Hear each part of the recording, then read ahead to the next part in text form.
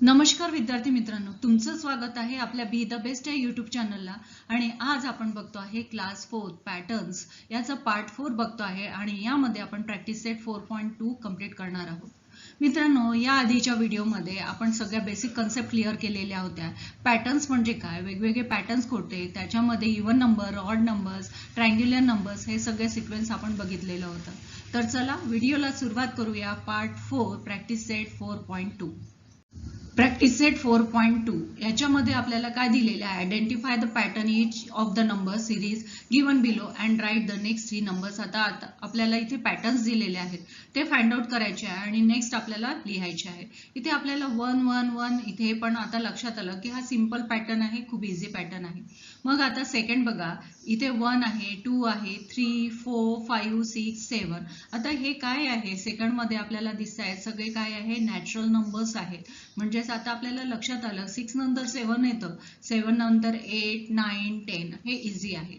Then third number 1 3 5 7 9 म्हणजे 3 याच्यामध्ये आपल्याला काय दिसतंय, ते काय दिसत आहे 1 देन 3 5 7 9. आता याचं आपण बघितलं तर हे सगळे ऑड नंबर्स आहेत.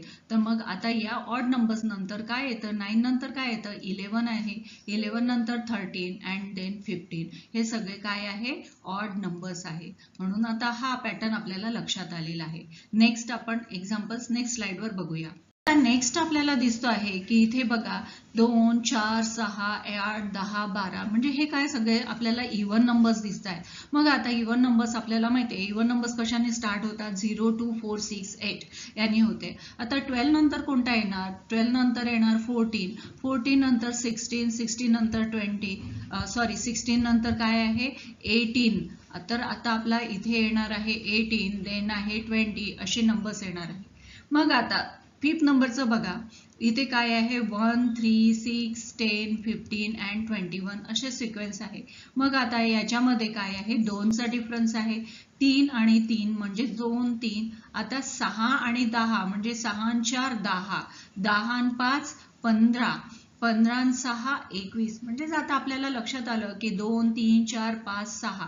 देन इथे काय कशाचा डिफरन्स येईल, 7 चा डिफरन्स येईल. म्हणजे 21 मध्ये 7 ऍड केले तर किती येईल, 28. म्हणजेच इथे 28 हा नंबर येणार.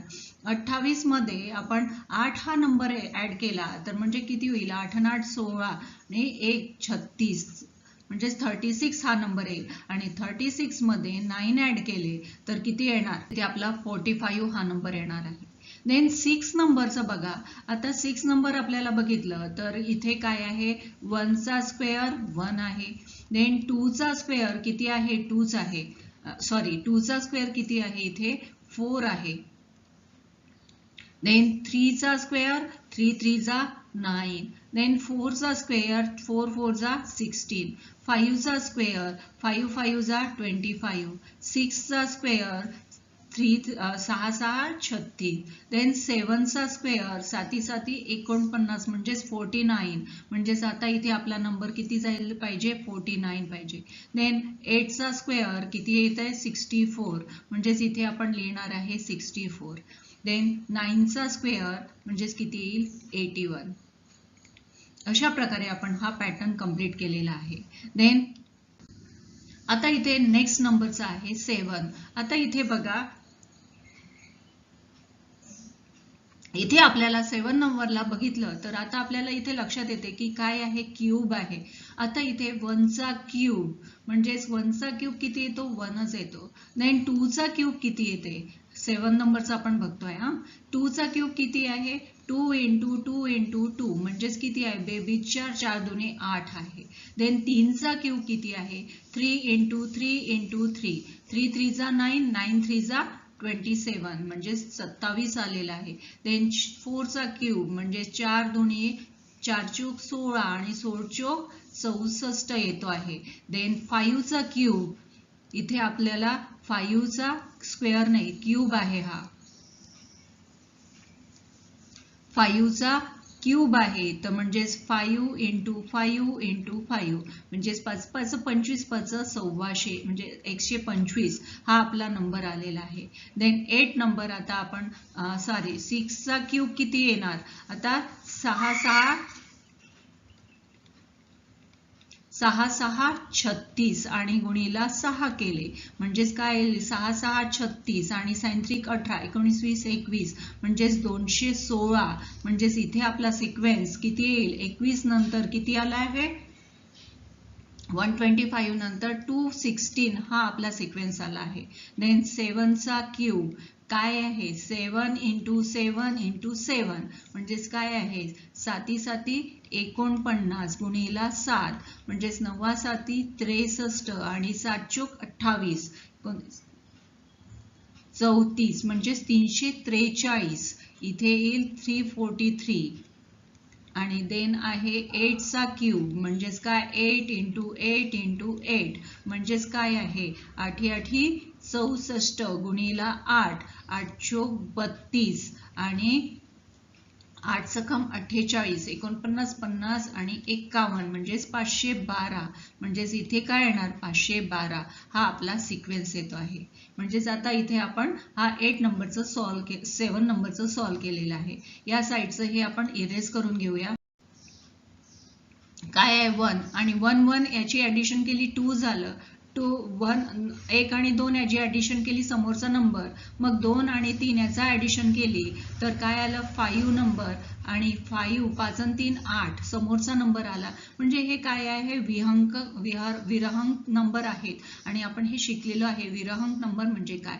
मग 8 आणि 5 किती आले 13 आहे 13 आणि 8 21 आता 21 मध्ये 13 ऍड केले तर 21 मध्ये आपण 13 ऍड केले तर किती होतात 3 आणि 1 4 आणि 2 आणि 1 3 म्हणजे नेक्स्ट नंबर आपला 34 येईल.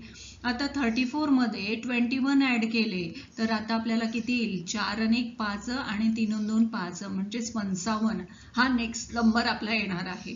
आणि त्याच्यामध्ये आपण 34 ऍड केले तर किती होईल 5 आणि 4 9 आणि 5 आणि 3 8 म्हणजेच 89 हा आपला नेक्स्ट नंबर राहणार आहे. आता 9 नंबरचं बघा 9 नंबरला बघितलं की काय आहे इथे आपल्याला बघितलं तर लक्षात येते 1 मग 2 2 आणि 2 चा क्यूब म्हणजे 4 4 दुनी 8 8 दुनी 16 म्हणजे इथे एक एक बे 4 4 दुनी 8 8 दुनी 16 16 दुनी 32 32 दुनी 64 मग आता आपल्याला 64 दुणे करावं लागेल. इथे आपण मग आता 64 गुणीला 2 केले तर 4 दुनी 8 आणि साइन दुनी 12 म्हणजेच किती आले 128 इथे आलेले आहेत.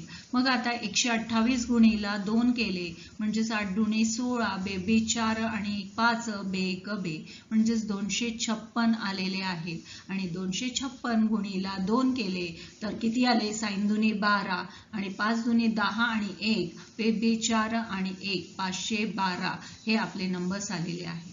आता इथे आपल्याला हे आपल्याला लक्षात आलं की इथे डबल आहे पण आता इथे आपल्याला काय आहे क्यूब दिसत आहे 3 3 3 जा 9 9 त्रिक 27 27 त्रिक 81 म्हणजेच याला प्रत्येक याला कशाने मल्टिप्लाय केलं आहे 3 नी मल्टिप्लाय केलं आहे. मग आता इथे आपण 81 गुणीला 3 केलं म्हणजेच 3 1 3 आणि 8 1 24 म्हणजेच किती आपला अंक आलेले आहे 243 हा नंबर आलेला आहे. मग 243 गुणीला मी 3 केले म्हणजेच किती 3 त्रिक 9 4 त्रिक 12 आणि एक कॅरी केला 3 दुणे 6 आणि 1 7 म्हणजे 729 हा आपला नंबर आलेला आहे. आणि नेक्स्ट आपला आहे की त्यालाच मल्टिप्लाय आपण केलं 3 नी केलं म्हणजे 9 त्रिक 27 आणि 2 कॅरी केले मग 3 दुणे 6 2 8 आणि 7 त्रिक 21 म्हणजे 2187 हा नंबर आलेला आहे. मित्रांनो इथे आपला हा प्रॅक्टिस सेट कंप्लीट झालेला आहे. तुम्हाला हा व्हिडिओ कसा वाटला कमेंटमध्ये जरूर कळवा आणि व्हिडिओला लाईक शेअर आणि सबस्क्राईब करायचं विसरू नका जेणेकरून नवीन येणारे अपडेट्स तुमच्यापर्यंत पोहोचतील. आणि नेक्स्ट आता आहे की याच्यामध्ये काही राहिलेल्या छोट्या कन्सेप्ट आहे ते आता आपण क्लिअर करून घेणार आहोत. स्लाइड मध्ये आपल्याला काय दिलेलं आहे ते आता आपण बघणार आहोत. इथे एक नवीन कॉन्सेप्ट आपण शिकतो आहे फ्रॅक्टल्स म्हणजे काय. आता इथे एक आपल्याला एक ऍक्टिव्हिटी दिलेली आहे एक ट्रायंगल काढायचा आहे जो आपण ऑलरेडी काढलेला आहे आणि त्याचे जे मिड पॉइंट आहे ते बघा हा एक मिड पॉइंट आहे त्या मिड पॉइंटला आपण कनेक्ट केलं लाईनने तर आपल्याला कसे किती दिसतात 4 आपल्याला इथे ट्रायंगल्स तयार झालेले दिसतात. अशाच प्रकारे आपल्याला आता हा जो 2 नंबरचा म्हणजे आता मी जर 2 नंबरचा घेतला आणि त्याचे मिड पॉइंट घेतले 1 2 3 आणि त्याला असं मी जर कनेक्ट केलं तर त्याच्यापासून आणखीन एक हीच पॅटर्न हीच डायग्राम माझी तयार होणार आहे.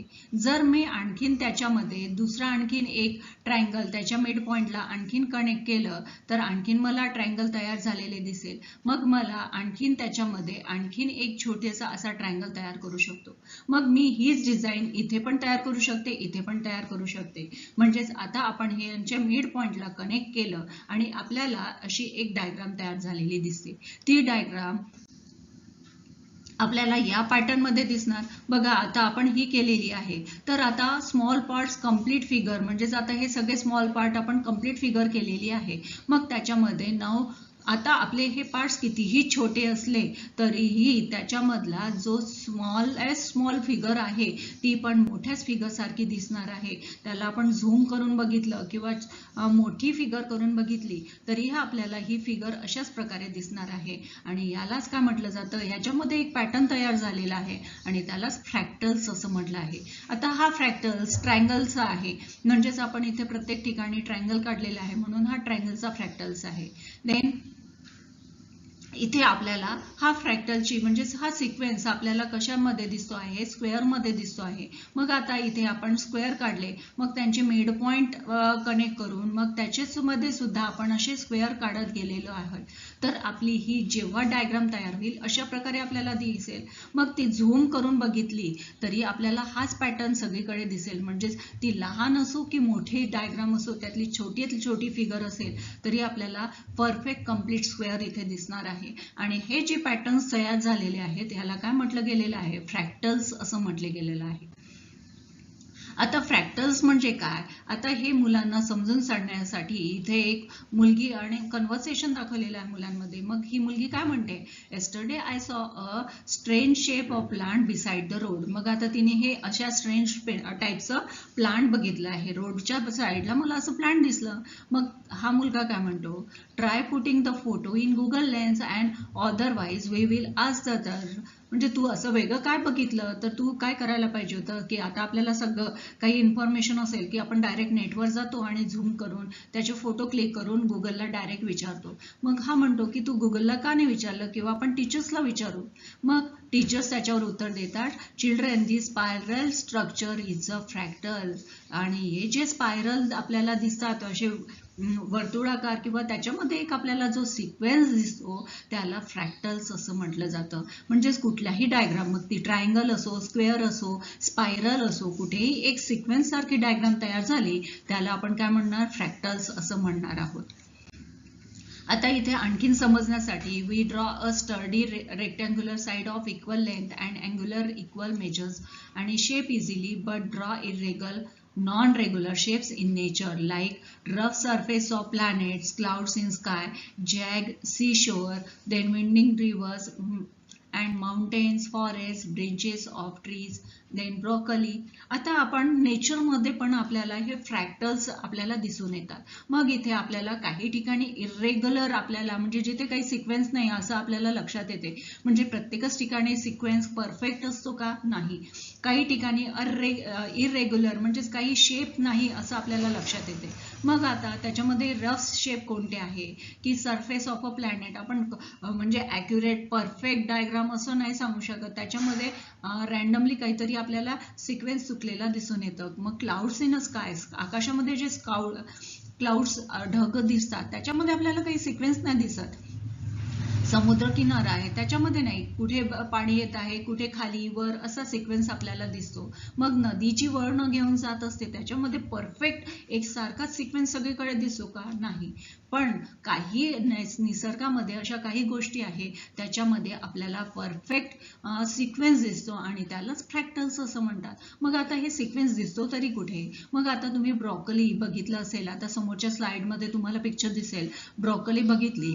आता तुम्ही ब्रॉकली बघितली तर तिथे जे फ्लावर्स ते ब्रॉकलीचे जे ब्रांचेस आहे किंवा स्टेम आहे त्याच्यामध्ये तुम्हाला एक सिक्वेन्स असलेला दिसतो. देन पाइनॲपल आहे, पाइनॲपलचे तुम्हाला असे काहीतरी शेप असले आपल्याला दिसून येतो. म्हणजे हा त्याच्यामध्ये एक सिक्वेन्स आपल्याला लक्षात येतो, एक डायग्राम आपल्याला क्लिक होते, नाही का. A new geometry needs to be studied. आणि हे जे नवीन जे जिओमेट्रिकल शेप्स असतात त्यांचा अभ्यास केला जातो आणि त्या जिओमेट्रीला काय म्हटलं जातं, फ्रॅक्टल्स असं म्हटलं जातं. मग आता नेचरमध्ये सुद्धा असे फ्रॅक्टल्स आपल्याला दिसून येतात आणि ते कोणते कोणते आहेत बघा. इथे आपल्याला हा नेचरमध्ये हा एक फ्रॅक्टल्स दिसतो. ब्रोकोली मी आधीच म्हटलं होतं की ब्रोकोलीमध्ये एक सिक्वेन्स दिसतो. देन आपल्याला हा शंख असा एक स्पायरल हा सिक्वेन्स आपल्याला नेचर मध्ये दिसलेला आहे. देन हे सूर्यफूल आहे, सनफ्लावर, त्यांच्या सनफ्लावरमध्ये जे सीड्स असतात ना ते सिक्वेन्सली बरोबर अरेंज केलेले आपल्याला दिसतात. एक डिझाईन तयार झालेली आहे आणि त्यालाच काय म्हटलेलं आहे, फ्रॅक्टल्स. हे पायनॅपल बघा, पायनॅपलचा हा शेप, वरचा जो शेप आहे त्याचा, वरचं जे आवरण आहे त्याचा जे शेप आहे त्याला मध्ये सुद्धा असा वेगळा आकार तयार झालेला दिसतो आणि त्यालाच काय म्हणतात, फ्रॅक्टल्स. मग आता फ्रॅक्टल्स म्हणजे काय आहे, लॅटिन वर्ड मध्ये टू ब्रेक इनटू पीसेस, म्हणजे त्याला पीसेस मध्ये ब्रेक करणं असं म्हटलं जात आहे. फ्रॅक्टल्स म्हणजे त्याचे छोटे छोटे पीसेस करणं. It is from the meaning of mathematician Benoit Mandelbrot coined in the term fractals. मग आता हा मॅथमॅटिशियन होता आणि त्यांनी फाइंड आउट केलं की फ्रॅक्टल्स म्हणजे काय, आणि for this new geometry in 1975. मग त्यांनी हे फ्रॅक्टल्स केव्हा फाइंड आउट केले तर 1975 मध्ये फ्रॅक्टल्स ही कन्सेप्ट त्यांनी मांडलेली आहे. मग fractals generally exit in the following form, म्हणजेच ब्रांचिंग आहे, जिओमेट्रीमध्ये यूज केला जातो, स्पायरलमध्ये, देन अल्जेब्रिक. म्हणजेच काय आहे, फ्रॅक्टल्स म्हणजेच एक प्रकारचं पॅटर्न तयार झालेलं असतं आणि तेच आपण इथे शिकलेलो आहोत.